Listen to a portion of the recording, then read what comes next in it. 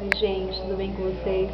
Vamos ter aqui hoje pra falar do meu dia, né, lá no trabalho. Nossa, foi tenso demais, sabe?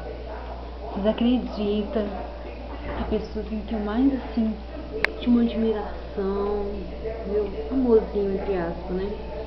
Nossa, o que ele fez comigo hoje foi demais. Eu nem sei se eu vou conseguir perdoar ele, né? Porque, gente, eu acho que nunca ninguém me maltratou tanto. Tô decepcionada com os homens. Eu vim até aqui pra dizer que vocês, homens, não prestam. São todos iguais, são mudas de endereço. Eu não tô acreditando ainda como é que vocês têm a cara de pau. Gente, é que são homens.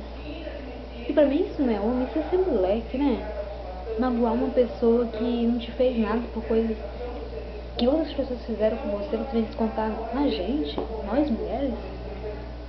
O que temos a ver com a vida passada de vocês, com os relacionamentos passados de vocês? Não temos nada a ver com isso. Se não deu certo com a outra pessoa, problema. O problema é da pessoa, é seu.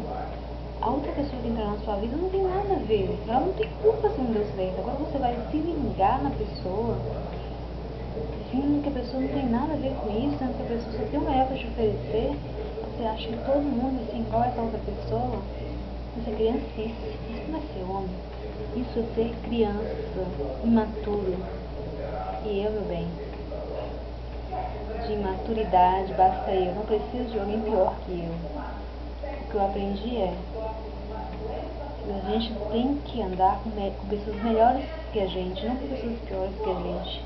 Então, eu acho mesmo ficar sozinha, né? Porque até agora só me apareceu traje. Tchau, tchau, gente. Só foi só um desabafo da minha pessoa. Tchau, tchau.